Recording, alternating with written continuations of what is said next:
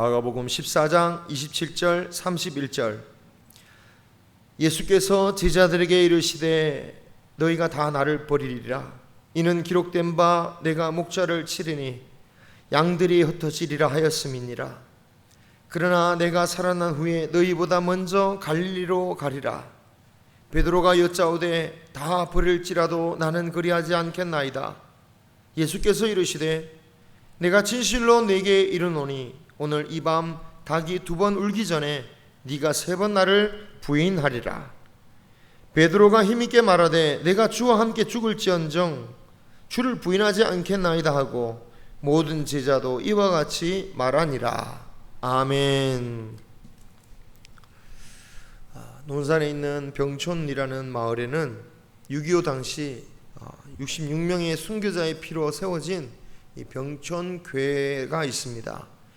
당시 31살밖에 되지 않았던 이 정수일이라는 여집사님은 인민군들이 들어와서 예수를 버리면 살려주겠다라고 협박하는 그 앞에서 시부모, 시동생, 또 아들, 딸, 조카 등과 함께 간절히 기도하다가 흥분한 인민군들이 정말 몽둥이와 농기구들로 무참하게 정말 순교당하는 그런 일이 있었습니다. 이 병촌교회는 그렇게 가족과 함께 순교한 사람이 66명이나 된 거죠. 여러분, 만약에 나 하나로 끝나지 않고 예수 믿는 것이 나의 사랑하는 자녀들의 목숨까지도 달린 일이라고 했을 때 과연 우리는 예수님을 부인하지 않을 수 있을까? 저 또한 과거에 순수했던 신앙이 혹시라도 변한 것은 아닌가 돌아보게 됩니다. 과연 가족들의 희생을 보면서도 우리는 지켜낼 수 있을까? 이런 두려운 마음이 어찌 들지 않겠습니까? 또 한편에는 이런 생각도 들죠. 그때 잠시 부인했다가 나중에 위기를 넘기면 잘 믿으면 되지 않느냐라는 생각도 들지만 예수님께서 하셨던 그 말씀이 우리의 마음에 걸리죠. 마태복음 10장 33절에 이렇게 말씀하시죠. 우리 같이 한번 읽겠습니다. 시작. 누구든지 사람 앞에서 나를 부인하면 나도 하늘에 계신 내 아버지 앞에서 그를 부인하리라. 아멘. 그런데 오늘 말씀을 보면 주님께서 예언을 하시는데 이 제자들이 자신을 부인하리라고 예언을 하고 계십니다. 다 예수님을 버리고 도망칠 것이라는 거예요. 그렇다면 이 배신한 제자들의 운명은 어떻게 되는 것입니까? 예수님의 말씀에 따르면 결국 이 제자들도 예수님으로부터 부인당할 수밖에 없는 존재들이겠죠.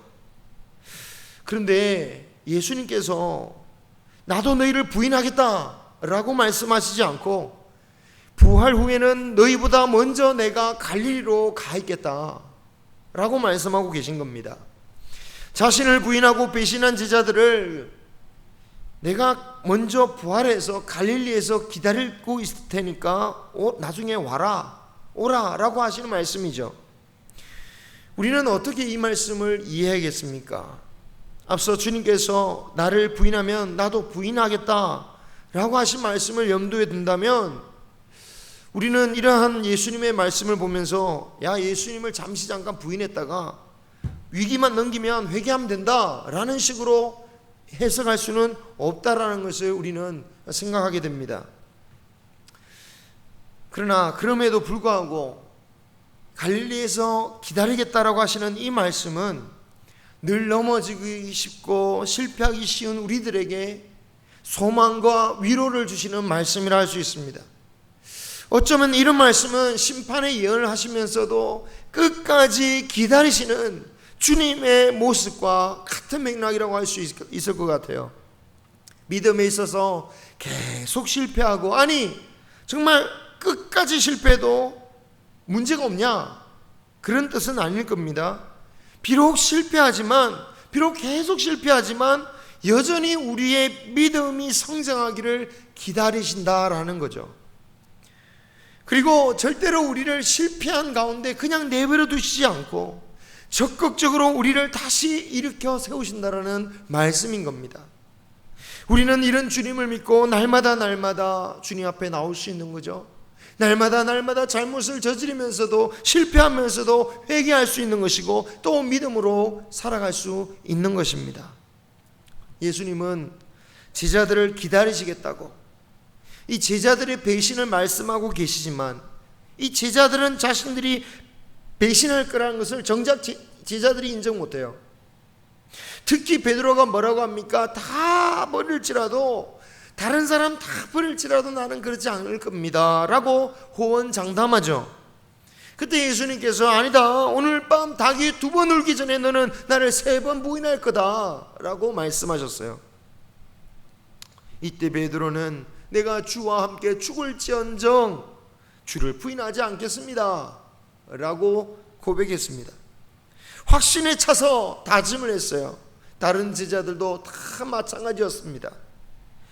물론 우리는 결과적으로 이 베드로가 어떻게 했는지 잘 알죠. 예수님을 3번 부인했고 또 저주까지 했습니다. 그런데 여기서 다시 생각해 볼 점은 예수님은 왜 제자들이 배신할 것을 굳이 미리 말씀하셨을까요? 예수님의 전지전능함을 알리시려고 말씀하신 것일까요? 물론 그 점도 있을 것입니다. 그러나 가장 중요한 것은 뭐냐? 너희들의 연약함을 알라라는 거예요. 너희들이 약하다라는 것을 받아들여야 된다라는 거예요. 그렇습니다. 우리가 예수님을 끝까지 따르기 위해서 우리가 강해져야 된다. 마음이 강해지는 것도 중요하지만 동시에 나의 연약함을 인정하는 것도 중요해요. 베드로가 자신만만했던 이유가 있죠. 3년 동안 그는 특수훈련을 받았습니다. 또 예수님의 말씀대로 능력도 행했고요, 귀신도 쫓아내었습니다. 주님과 함께 먹고 마시고 자면서 생사고락을 같이 했습니다. 이런 경험들, 이런 것이 바로 훈련이라고 할 수 있죠. 이 모든 것이 필요한 겁니다. 예수님께서 제자들을 불러서 그렇게 데리고 다니시면서 가르치시고 훈련시킨 데는 분명한 이유가 있습니다. 하지만 그렇다라고 할지라도 그것만으로는 안 된다라는 거죠. 다 되었다라고 생각할 때 넘어지고 무너지는 존재들이 우리 성도들이고 또 목회자들이고 또 심지어 예수님의 수지자인 베드로라는 것을 주님은 잘 알고 계시다라는 거예요.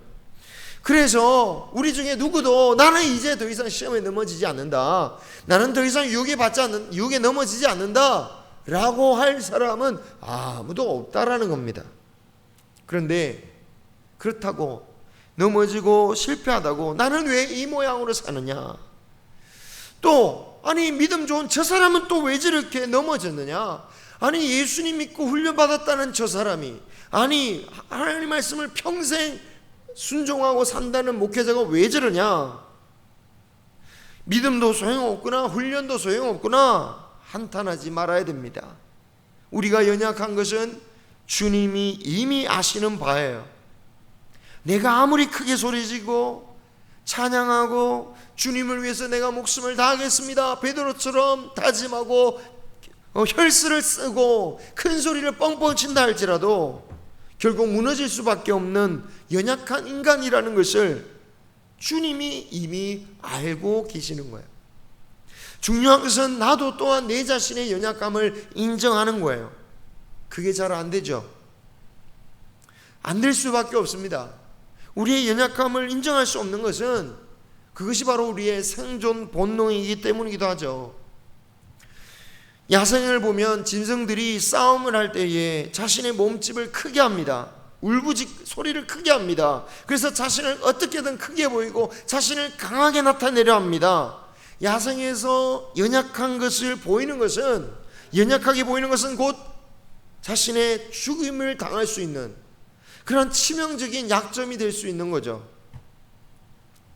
그래서 본능적인 사람, 이런 야생의 법칙대로 살아가야 된다라고 생각하는 사람일수록 자신의 약점을 결코 드러내려고 하지 않을 거예요. 심지어 그렇게 훈련받은 베드로나 제자들조차도 예수님의 말씀, 자신들의 연약함을 인정할 수가 없는 것입니다. 오히려 그들은 자신들의 연약하다라고 말씀하시는 예수님을 보면서 속상해했습니다. 도대체 지금까지 내 삶을 다 내버리고 주님을 따랐건만 왜 아직도 내 마음을 몰라주시나? 나를 뭘로 보고 주님은 그렇게 말씀하시나?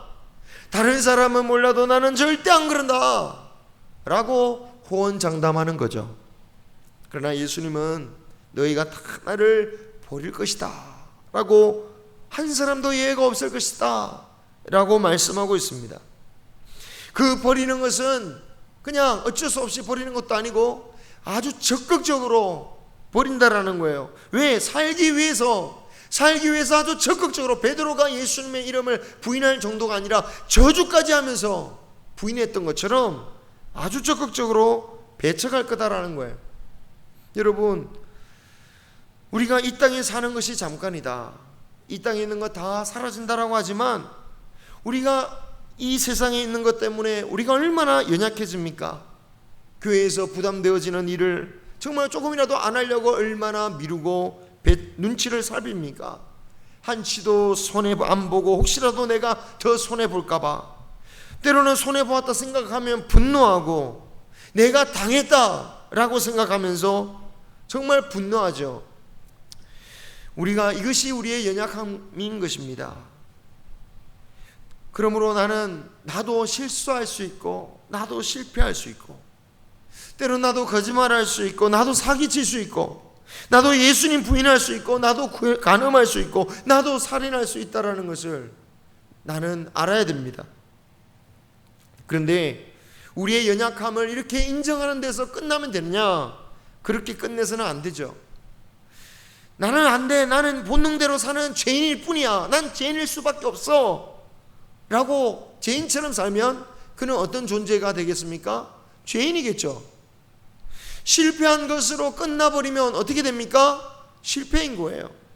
하지만 성공한 사람에게 있어서 그 실패는 성공의 과정인 것입니다.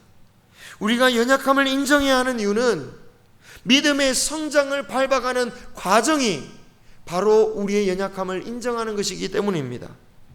우리의 연약함이 우리 믿음의 성장의 과정이 되게 해야 된다는 거죠. 그러면 어떻게 우리의 연약함이 믿음의 성장의 과정이 될 수 있을까요? 그것은 바로 주님을, 나의 연약함을 인정하고 주님을 더욱더 의지하는 것입니다. 내 연약함을 담당하시고 허물을 덮기 위해서 십자가에 달렸다 부활하신 그 주님을, 내가 연약하면 연약할수록, 내가 죄인됨을 깨달으면 깨달을수록 더 주님을 붙잡고 매달려야 된다는 거예요. 주님은 제자들의 배신에 대해서 말씀하시면서도 28절에 뭐라고 말씀하고 계십니까? 내가 살아난다, 내가 부활하신다라고 말씀하시면서 내가 너희보다 먼저 갈릴리로 가 있을 것이다 라고 말씀하고 계시죠. 너희들이 나를 배신했다고 나는 너희들을 포기하지 않는다라는 거예요. 나는 결코 너희를 포기하지 않을 거야. 그러니 너희들도 실패할지라도 좌절하지 말고 갈릴리로 오라고 하시는 말씀인 거죠. 이렇게 제자들의 실패와 또 그런 제자들을 기다리겠다라고 하시는 그 주님을 보면서 알 수 있는 게 뭡니까? 십자가는 끝이 아니다. 예수님 믿고 끝이 아니다. 우리가 걸어가야 할 그 믿음의 길은 믿고 끝나는 게 아니라 과정이다라는 거예요. 너희들이 나를 버리고 실패하겠지만 성숙한 믿음으로 가는 과정들이 너의 실패다라는 거죠. 실패했다고 주님을 배신했다고 실망하고 포기하지 말라 라고 말씀하는 거예요. 예수님께서 우리의 그 연약함, 그 죄 때문에 십자가에 달려 돌아가신 거예요. 우리 힘으로 해결할 수 없으니까 그 문제를 주님께서 해결해 주시기 위해서 십자가에 달려 죽으신 것입니다. 죽으신 뿐만 아니라 다시 부활하셔서 지금도 살아계셔서 우리를 기다리고 계시는 거죠. 더욱더 주님 나에게 와라, 나에게 와서 나를 의지하라고 말씀하고 계시는 거예요. 오늘 말씀 속에 베드로나 제자들 역시 그러한 믿음의 성장의 과정 속에 있는 거예요. 그리고 그들이 이러한 실패를 거친 후에는 결국 일평생 복음을 증거하고 순교의 자리에까지 나아가게 되죠. 우리 예수 믿는 사람들은 한번 거꾸러짐을 당했다고 그것으로 실망하고 포기해서는 안 된다라는 거예요. 배신할 수 있습니다. 부인하고 저주까지 할 수 있습니다. 도망갈 수도 있습니다. 하지만 그것으로 인해서 스스로 낙담하고 포기해서는 안 된다라는 거죠. 가룟 유다가 최종적으로 실패한 이유가 무엇이겠습니까? 예수님을 몇 푼 되지도 않는 돈으로 팔아 넘긴 것에 그것도 큰 문제겠지만 낙담해서 스스로 목숨을 끊는데 더 큰 문제가 있는 거죠. 예수님을 판 것에 양심에 걸린 나머지 자살했다. 인간적으로 보면 어찌 보면 그래도 양심은 좀 있네, 조금은 동정할 만한 가치가 동정할 만한 사람인지도 모르겠어요. 하지만 그런 양심으로 구원받는 게 아니라 주님을 믿음으로 구원받는 것인데 그 주님을 믿지를 못했기에 스스로 결국 목숨을 끊었다라는 거예요. 주님, 이 가룟 유다에게 있어서 주님이란 어떤 존재입니까? 자신의 잘못으로 희생된 억울하고 연약한 인간에 불과하다라는 거예요. 그리고 주님이 말씀하셨던 영원한 세상도 믿지 않았기 때문에 죽으면 이 고통이 끝날 것이라고 생각했다라는 겁니다. 말씀을 믿지 않았다라는 거예요. 여러분, 이 가룟 유다가 회개는 안 했을지 몰라도 최소한 예수님께서 부활하신 3일 동안 그리고 부활하셨다라는 그 소문이 들리는 그 순간까지 어떻게든 살아있었다면 어땠을까요? 사실 다른 제자들이 어떻게 회복됐습니까? 제자들이 회개하고 기도해서 회복되었습니까? 그렇지 않습니다. 그들은 회개한 게 아니에요. 그냥 숨어 있었을 뿐이에요. 그러나 그나마 연약한 중에서라도 어떻게든 버티고 견뎠죠. 그렇게 부활하신 예수님은 그들을 찾아가 만나셨고요. 그 부활하신 예수님을 만났을 때에 제자들은 다시 한번 새로운 인생을 살 수 있었다라는 거예요. 제일 중요한 것은 우리가 실패하고 실수했다고 낙심하고 포기하지 말아야 된다라는 거예요. 믿음이 때로 없다 할지라도 견뎌야 된다라는 거예요.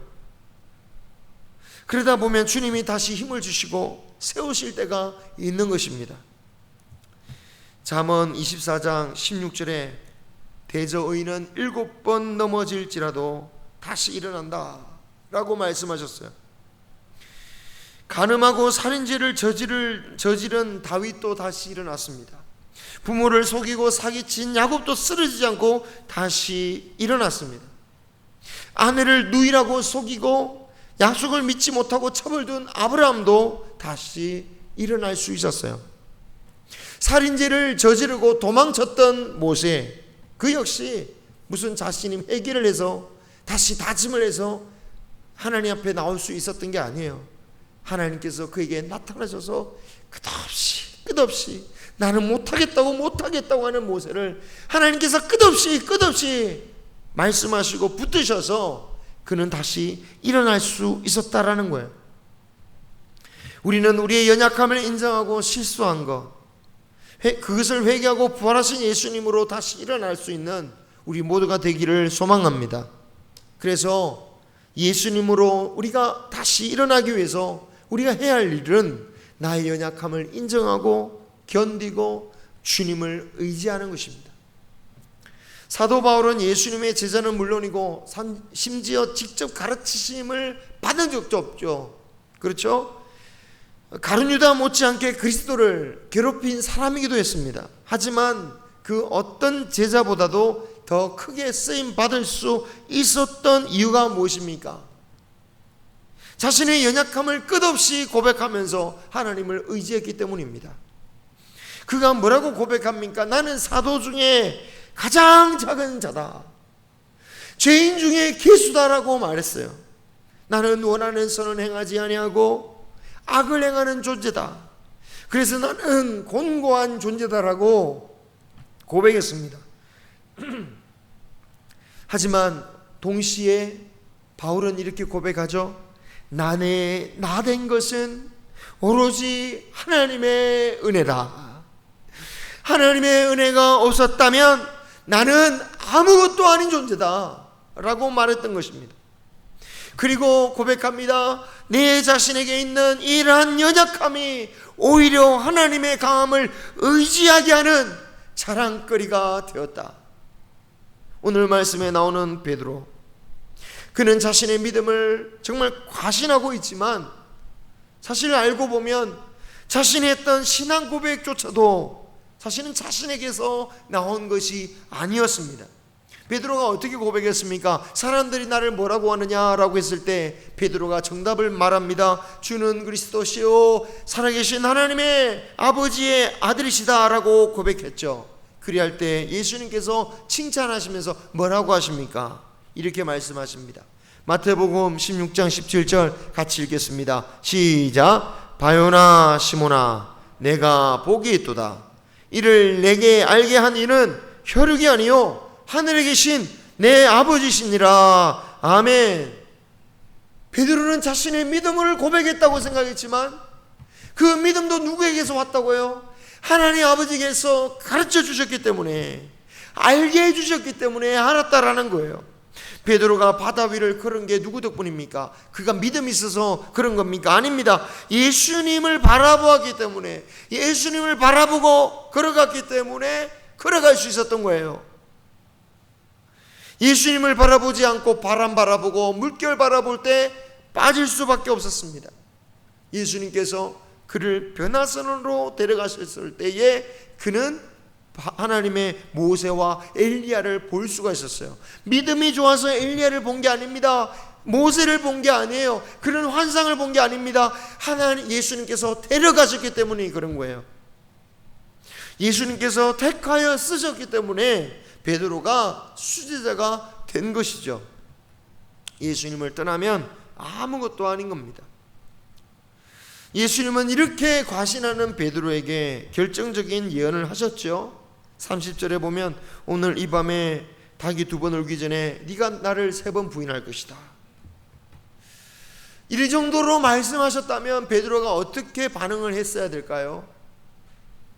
자신의 사랑을 계속해서 주장할 것이 아니라 주님의 말씀을 듣고 예수님께 도움을 구했어야 합니다. 정말 그렇겠습니까? 정말 제가 그렇게 할 겁니까? 한단 말입니까? 그러면 제가 어떻게 해야 될까요?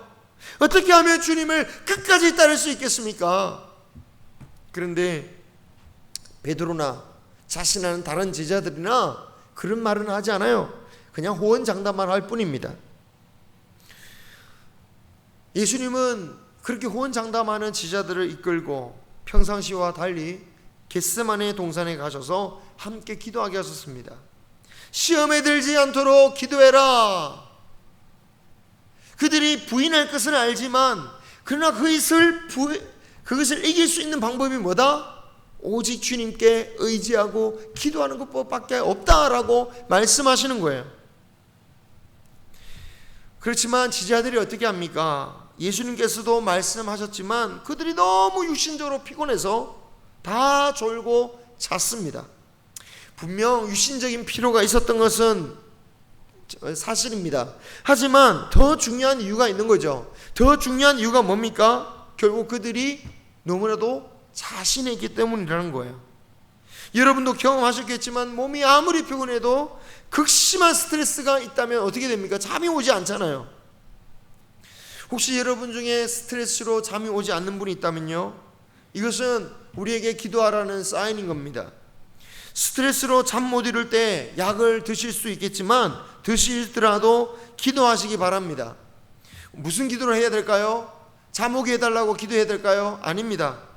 잠 오게 해달라고 기도하기보다는 주여, 내가 지금 스트레스 받는 이 두려운 일들, 염려하는 일들, 이 일들로 인해서 내 믿음이 부인되고 하나님에 대한 믿음이 꺾이지 않게 하여 주시옵소서. 내 연약함을 주여 붙잡아 주시옵소서. 저 일로 인해서 내가 무너지지 않게 하여 주시옵소서. 이 불쌍한 연약한 믿음, 이것 때문에 잠 못 드는 내 연약한 믿음 불쌍히 여겨달라고 주님께 기도하시기 바랍니다. 정말 주님께서 그 기도를 들으시고 응답해 주실 때 평안함이 오는 것이고요, 그 평안함이 왔을 때에 우리에게 평안한 쉼이 오는 것입니다. 여러분, 기도 없는 자신감, 기도 없는 확신, 기도 없는 헌신, 기도 없는 작정, 이 모든 것들은 오래가지 않습니다. 기도하지 않고 혼장담한 베드로 쉽게 무너져 버렸죠. 그리고 닭소리를 듣고 결국 통곡합니다. 실패하고 나서야 자신의 연약함을 인정합니다. 베드로가 통곡하게 된 계기, 그 계기에 대해서 성경은 이렇게 말합니다. 마가복음 14장 72절 같이 한번 읽어보겠습니다. 시작. 예수께서 자기에게 하신 말씀, 곧 닭이 2번 울기 전에 네가 3번 나를 부인하리라 하심이 기억되어 그 일을 생각하고 울었더라. 아멘. 언제 깨달은 거예요? 이자가 와서 막 자신에게 한 번 부인했을 때 깨달았지도 않았어요. 2번 할 때도 깨닫지도 못했어요. 3번 할 때도 깨닫지 못했어요. 왜 깨닫지 못했을까요? 사느라고 정신이 없으니까요. 살아남기 위해서 정신이 없는 거예요. 내가 지금 뭔 짓을 하고 있는지도 몰라요. 지금 내가 지금 살기 위해서는 지금 살아야 되니까 어쩔 수 없는 거예요. 정신없이 부인만 하고 있는 거예요. 그러다가 닭의 소리를 듣자마자 내가 지금 한 게 예수님께서 말씀하셨던 걸 지금 하고 있구나, 깨달았다라는 거예요. 그래서 심히 통곡하며 울 수밖에 없었던 거죠. 왜 울었을까요? 주님께 대한 죄송함이 컸겠죠. 동시에 내가 이렇게까지 배신할 것을 너무나도 아시면서도 왜 주님은 나를 비난하지도 않으시고 나를 버리지도 않으시고 나를 끝까지 기도하게 만드시고 시험에 들지 말라고 기도하시고 나를 위해서 십자가에 달리시는가?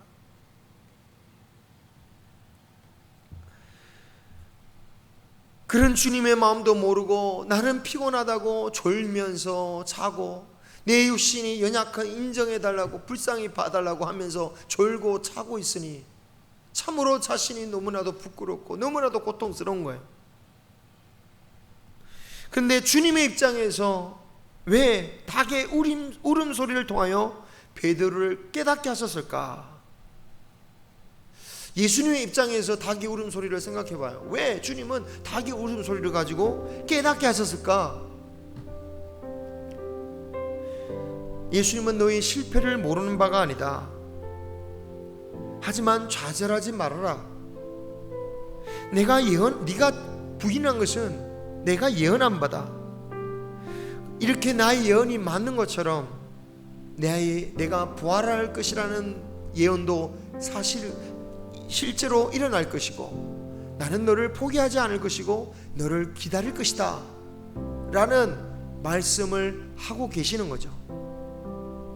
너를 부인한다, 내가 너를 잊어버리겠다라고 하신 게 아니라 네가 부인하지만 여전히 나는 너를 기다리겠다 라는 그 말씀을 하고 계시는 거예요. 그렇습니다. 닭의 울음소리는 베드로의 잘못을 깨우치게 하시는 동시에 그를 위로하고 다시 믿음으로 기다릴 수 있도록 주시는 말씀이기도 했다라는 겁니다.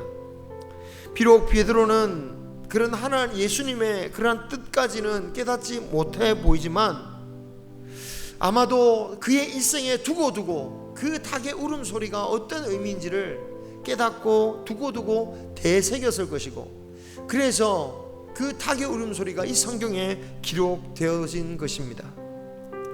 사랑하는 성도 여러분, 주님은 우리의 연약함을 아시면서도 이끌어 주시는 분이심을 믿으시기 바랍니다. 그렇기 때문에 우리가 연약해도 또 부인해도 된다라는 말씀이 아니라 우리가 우리 자신을 과신하지 말고 주님께 다 의지하라는 거죠. 내가 연약합니다 라고 하면서 의지하지 않는다면 뭐가 됩니까? 가룟 유다가 되는 거 아닙니까? 그죠? 가룟 유다가 뭐가 다릅니까? 가룟 유다가 정말 그렇게 악한 사람입니까? 자신의 죄 때문에 자신의 목숨을 끊는 사람이 솔직히 쉽지 않잖아요. 자신을 과신하지 말고 연약한 중에 주님께 더 의지할 수 있기를 소망합니다. 그래서 끝까지 주님을 따라갈 수 있는 충성된 성도가 되어야겠습니다. 실패해도 실망하지 마시고 우리를 끝까지 사랑하시고 기다리시는 주님을 더욱 의지하는 저와 여러분이 되시기를 주님의 이름으로 축원합니다. 기도하겠습니다.